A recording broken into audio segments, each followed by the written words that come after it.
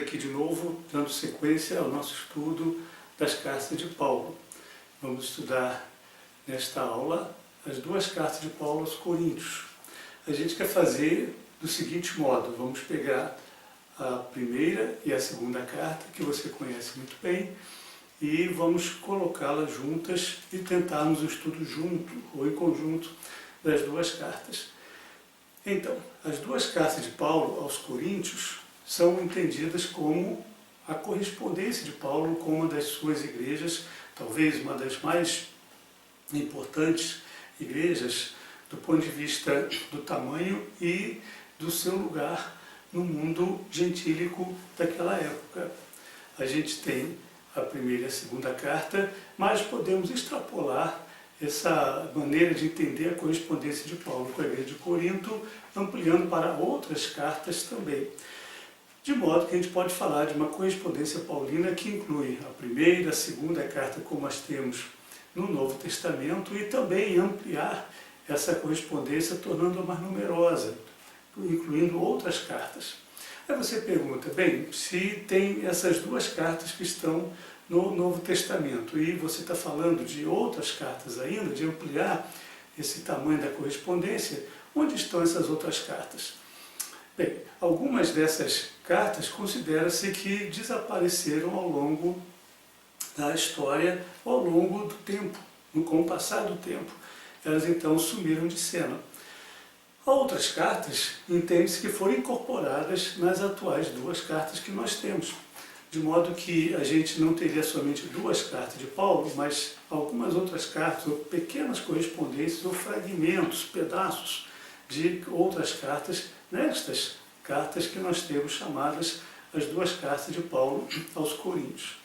Bem, como é que isso poderia ser identificável nas duas cartas que nós possuímos? É costume fazer, ou é comum fazer-se uma espécie de recomposição do texto da primeira carta aos Coríntios e da segunda carta aos Coríntios, tentando identificar no meio desse texto algum momento que indicasse, apontasse para a existência de uma outra carta. Na primeira carta aos Coríntios, a gente tem de fato a menção de Paulo de que ele escreveu uma carta anterior e que menciona o assunto dessa carta. É lá em 1 Coríntios, capítulo 5, verso 1, aquele pequeno texto em que ele menciona a questão da imoralidade presente na igreja. Ele diz que já em outro tempo havia escrito algo semelhante tratando daquele assunto. Claro, isso não quer dizer que aquela carta que ele escreveu anteriormente estaria presente nessa carta como um reescrito, mas menciona que Paulo já teria conversado sobre esse assunto com a comunidade em um tempo anterior. Também alguns costumam pensar que os capítulos da segunda carta aos Coríntios, eles estariam muito mais facilitando essa forma de entender ou de recomposição da correspondência paulina. Ainda no que diz respeito à primeira carta, a gente teria não correspondências diferentes, mas situações diferentes que justificariam momentos diferentes também da escrita da primeira carta aos Coríntios. Por exemplo, pense que de início Paulo trata de um assunto bem diretamente, a questão das divisões na comunidade. Depois ele mostra que recebeu essas notícias e algumas outras de uma visita de uma família de Estéfanas, acerca da qual nós não temos nenhuma outra informação, exceto esta de Paulo. Depois, a gente tem a informação de que Paulo recebeu outras notícias ou consultas da igreja através de uma carta, a qual ele responde na chamada primeira carta aos Coríntios. Depois, Paulo recebe notícias, informações de alguns irmãos que dizem para ele que acerca de outros assuntos ocorrentes na igreja, com respeito ao culto, com respeito à ceia, com respeito aos dons espirituais e também com respeito aos ídolos, a participar de festas aos ídolos na cidade de Corinto. Paulo, de novo, ele trata desses assuntos, então, de uma forma bem específica. E, por fim, Paulo trata da ressurreição, porque ele ouve dizer que algumas pessoas na cidade de Corinto, ou até na igreja de Corinto, negavam a ressurreição de Cristo. Paulo, então, mais uma vez, retoma esse assunto. Bem, o fato de Paulo, na primeira carta aos Coríntios, estar tratando de vários assuntos que chegaram a ele não simultaneamente, mas paralelamente, ou até um após o outro, no tempo e na história dessa correspondência, dessa primeira carta, não quer dizer que Paulo tenha escrito várias cartas e depois alguém na igreja de Corinto fez um ajuntamento das mesmas. Mas nos ajuda a entender como Paulo ele trata de vários assuntos correntes na comunidade de Corinto, sem necessariamente fazer disso um texto direto, um texto corrido, como a gente imagina que seja uma carta, e como outras cartas do apóstolo que nós já estudamos, por exemplo, a carta aos Romanos, a carta aos Gálatas, como elas também apresentam esse texto corrido. Então é importante você ter isso em mente quando a gente aborda a primeira carta aos Coríntios.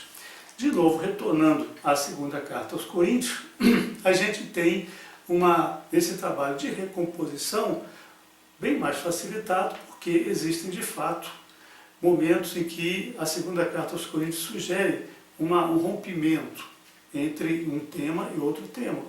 Observe, por exemplo, no capítulo 10, do capítulo 1 até o capítulo 9, Paulo está tratando de um determinado tema, assunto bastante, parece que vinculado um ao outro no desenvolvimento da sua palavra, da sua fala. No capítulo 10, 11, ele trata, e 12, Paulo retoma ou insere um outro assunto que parece muito pouco identificado com o que ele tratava anteriormente e também introduz esse assunto de uma forma muito abrupta, desconectada, desligada do que ele tratava anteriormente. Bem, pode ser que isso sugira uma outra carta que foi acoplada na igreja de Corinto, formando uma única extensa carta chamada Segunda Carta aos Coríntios. Como pode ser também que Paulo, nesta segunda carta aos Coríntios, ele esteja tratando de um assunto, retomando um assunto iniciado no começo da carta. Qual o assunto? O assunto de que Paulo está sendo questionado no seu apostolado, está sendo questionado na sua autoridade enquanto um apóstolo. Então a gente tem aí talvez a ideia, possamos dizer, que Paulo, de fato, ao escrever a segunda carta aos Coríntios, escreve como uma única carta. No entanto, nesta parte em que ele retoma a ser feito o seu apostolado, ele está retomando o capítulo 3 e 4, no capítulo 10, 11 e 12. Enfim, essas ideias, essas noções que têm a ver com a correspondência paulina com a igreja de Corinto, são interessantes para você formar uma certa ideia do que são as duas cartas de Paulo aos Coríntios. Elas são uma espécie de coletânea de temas, de assuntos recorrentes na comunidade de Corinto, que afetavam profundamente a igreja e que faziam com que ela recorresse constantemente ao apóstolo para que resolvesse esses problemas, essas situações. As cartas são mais ou menos cartas consulta a Paulo ou cartas consulta no sentido de que Paulo retorna a consulta aos coríntios a fim de responder aquilo que os está preocupando, os está afetando, os está até mesmo dividindo, formando oposições ou partidos dentro da comunidade. É certo que essas cartas foram copiadas pelos próprios membros da igreja de Corinto, uma vez de posse delas. É certo que elas foram lidas e relidas inúmeras vezes no culto público da igreja, como também nas reuniões particulares e das lideranças da igreja de Corinto. E é certo que essas cartas, depois, tenham sido agrupadas, reunidas, formando uma única, talvez, correspondência, um único documento, testemunha do trabalho do apóstolo Paulo junto à igreja de Corinto. Portanto, é com essa perspectiva que a gente deve analisar, abordar aqui a igreja de Corinto na sua iniciativa, no seu início, na sua formação. Então, retornemos aqui agora a Atos, quando nós teremos a informação de como Paulo se introduz na cidade de Corinto e de como depois ele vai dar continuidade ao seu ministério junto a essa igreja ali formada.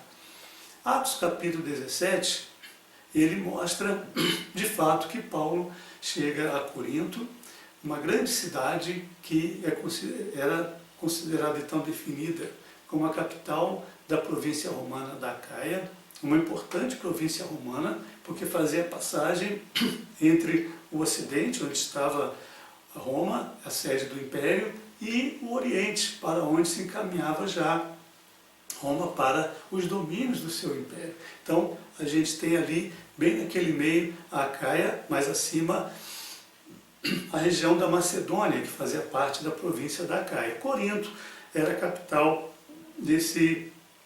dessa província, dessa região. Na cidade de Corinto, portanto, ficava o representante do império, o representante do imperador romano na cidade. Naquela época em que Paulo está ali, ele é um procônsul, que esse era o cargo representativo aí dessa função imperial. O nome dele se chamava Gálio. Bem, essas informações são interessantes porque permitem a gente ampliar nosso entendimento também das duas cartas aos Coríntios e mais da fundação da igreja, seu desenvolvimento e o tratamento que a correspondência paulina desenvolve com essa igreja. Olha, observa que se essa igreja e a cidade, formada na cidade de Corinto, tem essa importância dada pela própria cidade, pela posição da cidade. A igreja é reflexo desse ambiente citadino, urbano, que consta na cidade de Corinto. Se Corinto é essa cidade ampla, com vários, importante e centralizadora, um lugar de passagem de Ocidente para Oriente, de Oriente para Ocidente, de Turquia ou da Ásia Menor para Roma, de Roma para a Ásia Menor, então a gente tem a cidade com características bem cosmopolitas, características que a gente vê em muitas das cidades e grandes capitais do nosso país e de outros lugares do mundo também. Isso daí permite a gente pensar também que Corinto é uma cidade, por ser cosmopolita, também onde circulam muitas ideias, o que é próprio de cidades, onde o cosmos, o mundo, está presente dentro dela. Portanto, essas ideias que circulam tanto favorecem a abertura e a aceitação de novas ideias, como também são perigosas. Esse ambiente é perigoso porque tendem a mesclar, tendem a misturar as ideias nesse cosmos. Assim é com a pregação de Paulo, que chega até Corinto e Paulo então apresenta a Cristo aos coríntios. Ele apresenta a Cristo como Messias aos judeus e depois de 3 semanas pregando na sinagoga dos judeus, Paulo se dissocia da sinagoga judaica e das suas lideranças porque eles rejeitam doravante a pregação, o ensino de Paulo. O que Paulo faz? Ele consegue um espaço ao lado da sinagoga, na escola de um certo tirano, dono dessa escola, e ali ele continua o seu trabalho de ensino. Muitas outras pessoas, e parece que essa estratégia de Paulo, essa mudança de localidade, favorece a que muitas pessoas procurem a Paulo e passem a ouvi-lo. Não era incomum que professores se estabelecessem numa cidade como Corinto a fim de difundir as suas ideias e formar seus discípulos. Assim, Paulo parece assumir essas características e ele então passa a formar os seus discípulos. Esses discípulos se transformam em uma igreja, conversos a Jesus Cristo, não apenas o Messias, mas aquele por quem os coríntios mesmo foram trazidos para a santificação oferecida e dada por Deus pela sua graça. Para Paulo, então, a base dessa comunidade formada ali é a santidade. Mas a santidade, por sua vez, resulta em uma comunidade vivendo no meio de uma cidade cosmopolita, como já disse, e que explora as diversas possibilidades, as muitas possibilidades oferecidas por um ambiente tal como esse. Paulo está, de fato, no centro agora de uma cultura grega, ou herdeira dessa cultura grega, com todas as suas ideias e possibilidades, e Paulo tem que posicionar a nova fé, o novo ensino, suas novas ideias perante essa comunidade. E é isso que Paulo faz apresentando a Cristo. Ele diz que apresenta a Cristo não mais como o Messias, nos termos em que os judeus o esperavam, mas como o crucificado, aquele por meio de quem Cristo realizou a salvação e a santificação, isto é, o ajuntamento do povo de Deus na cidade de Corinto. Depois que Paulo faz esse ensino, ele tem que lidar, portanto, com as diversas consequências de uma igreja habitando uma cidade tal como essa. E assim ele vai fazer, e você vai examinar a carta aos Coríntios, a primeira carta, e poderá atestar isso com mais segurança, principalmente lendo o nosso texto explicativo. A seguir, passemos para a segunda carta aos Coríntios. Bem, na segunda carta aos Coríntios, Paulo tem que fazer algo um pouco diferente. Ele tem que lidar com a defesa do seu apostolado. Parece que a comunidade de Corinto foi frequentemente assaltada por outros discursos ligados ou não a Jesus Cristo ou a mensagem do Evangelho de Paulo e que vinham desafiar o próprio pensamento de Paulo. Se isso se dava no meio de um desafio aberto ao seu apostolado, ou às suas ideias, ou à sua própria pregação, então a gente é um ponto aí para a gente ficar sempre se perguntando e investigando, esmiuçando nossa análise, nosso estudo da segunda carta aos Coríntios. Mas o fato é que Paulo se sente constantemente requerido, exigido a defender o seu ponto de vista e, mais do que o ponto de vista, a sua autoridade para apresentá-lo. É isso que vai acontecer na segunda carta aos Coríntios. Parece que os próprios coríntios tinham uma tendência a se fiar em padrões de autoridade que fortalecessem os seus argumentos. E esses padrões de autoridade estavam baseados em alguma forma estabelecida para essa autoridade, por exemplo, um apóstolo ou um apostolado. E também na antiguidade ou na referência a esse apostolado a algum lugar. É mais do que evidente que Paulo não era o primeiro dos apóstolos, ele se dizia até o último dos apóstolos. Como é mais que evidente também que Paulo não podia vincular seu apostolado diretamente aos passos de Jesus na Judéia e na Galiléia, tal como os outros apóstolos poderiam fazer. Paulo reportava seu apostolado diretamente a Jesus Cristo ressurreto, que apareceu a ele glorificado. A esse Cristo na glória a quem Paulo reportava a sua autoridade. Portanto, fora de qualquer lugar, de qualquer relação histórica com os elementos que ficaram para trás da igreja de Jerusalém e dos primeiros percursos de Jesus como discípulos. Ora, quando Paulo tem que fazer essa defesa, ele também tem que apresentar a defesa de que o seu evangelho, o evangelho dessa glória revelada em Cristo, do qual ele, Paulo, é o embaixador. E também nessa glória revelada em Cristo está o projeto de Deus de reconciliação com todas as pessoas, toda a humanidade, do qual ele, Paulo, também é o embaixador. Então ele, enquanto embaixador, se considera o apresentador dessa proposta de Deus para os homens na pessoa e na realização da obra de Cristo na cruz. Assim, quando Paulo efetua esse tipo de raciocínio e o apresenta como a defesa do seu apostolado, ele tem como pedir aos coríntios uma confiança nele, a entrega a ele e ao propósito que ele tinha em mente quando foi até Corinto e quando começou a reunir esse grupo ao redor da sua escola e da propagação das suas ideias. Paulo pede que os coríntios não apenas confiem nele, como nessa confiança se mantenham juntos, se mantenham unidos e não permitam que ideias diferentes e discordantes promovam a divisão, a separação, a distinção na sua comunidade. E por isso Paulo, então, vai construindo na cabeça dos coríntios a ideia de que a santidade é importante porque a santidade une.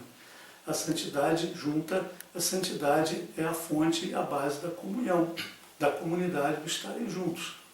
Portanto, Paulo vai desenvolver essas ideias na segunda carta aos Coríntios e assim a gente finaliza aqui esses dois pensamentos, essa reflexão bem abrangente, talvez muito geral, talvez você não tenha ficado tão satisfeito quanto aos detalhes de ambas as cartas, mas não é esse o objetivo do nosso vídeo no momento. Meu interesse é que você vá agora para o texto explicativo e leia aquele texto e você verá como cada um desses aspectos gerais tem sua confirmação nos detalhes que estão no texto explicativo. Também retorne daqui a pouquinho para ver a videoprática que será proposta a você nesta aula. Até lá então!